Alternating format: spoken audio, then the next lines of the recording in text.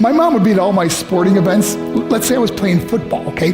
My mother would be on the sidelines, and if the play on the field started going one way, my mother would run along like, Mark, get him, get him. I'd be like, oh my gosh. I'd get in the huddle with the other guys. They go, Mark, is that your mother? I go, no, I never saw her before in my life. See, the greatest gift my mother ever gave me, she believed in me. I have overdosed on drugs on 3 occasions where I should have been dead. But I believe I was kept here for a reason. You show me your friends, I will show you your future. How do I know this? I hung out with losers, and I became the biggest loser of them all because I gave up everything I dreamt about as a little boy because of who I chose to surround myself with. My friends would drive me home at 2, 3, 4 in the morning. We'd be drunk and high, laughing in the car. We'd pull up in front of my house in New York. They go, Mark, the light's on. I go, oh man, my mother's up. See, my mom wouldn't go to bed until she knew her son was still alive. I'd walk in, she'd say, hi Mark, how was your night? I go, it was good, Mom, I'm just gonna go to bed. She goes, can I talk to you for a minute? I go, Mom, I'm tired, I'm just gonna go to bed. She goes, Mark, I haven't seen you all day and all night. Can I please talk to you? I said, man, just leave me alone. You bug me. I'd slam my bedroom door on the one person who believed in me. I was on a worldwide tour and we were wrestling overseas in Japan. After my wrestling match, I went upstairs in my hotel room and I fell asleep. There was a knock at my door at 3 o'clock in the morning. I got out of bed and I looked through the safety window and I could see it was a Japanese promoter. So I opened the door and he said, Mark, you need to call home. There's been an emergency. I went and got on the hotel room phone. I called back to the United States. I said, hey, what's going on? They said, Mark, I don't know how to tell you this. I said, just tell me what happened. All of a sudden they started crying. They go, Mark, I can't tell you. I said, just say it. They said, Mark, your mother died. I just threw the phone down. I ran out of my hotel room. I took the elevator to the lobby, and when the doors opened up, I just ran out into the street.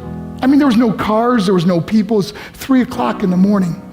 And I walked down the middle of a street in Hiroshima, Japan, and I remember looking up and just saying, Mom, I am so sorry. I flew home for her funeral, and I was so nervous to walk up to her casket, so I just stood way in the back. And I kept looking from a distance. I kept thinking to myself, Mom, please wake up. Please get up. And then I finally got the nerve to walk up to her. And as I got closer, I could see my mom for the first time. I mean, she was so beautiful. She was dressed in white. I mean, she looked like an angel. And I just stood over and I said, Mom, you are my hero. Everything I am, everything I hope to be was because of you. You loved me so much. You gave me a life. You're the only one that ever believed in me. How did I repay her? By getting drunk, by getting high, by getting stupid, by hanging out with losers? For what? All she ever wanted to do was talk to me.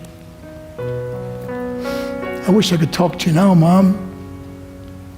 I wish you could see what I'm doing. Why couldn't I have been a better son? We are defined by our choices. But if you surround yourself with people involved in drugs and alcohol and pills, it's a dead end. I'm not here to preach to you. I'm here to tell you I lived that life. It leads to broken hearts, broken relationships, broken dreams, and death. For what? To get high? If you have a mother or a father, when you go home, tell them how much you love them. See, my whole life was about being rich and famous. I had to be a millionaire. I had to win the race. I had to win the race at the expense of my marriage, my family, my friends. For what? To be all alone in the world? I learned what is truly important, and that is how precious this gift of life is, and our families, and how quickly it can be taken away.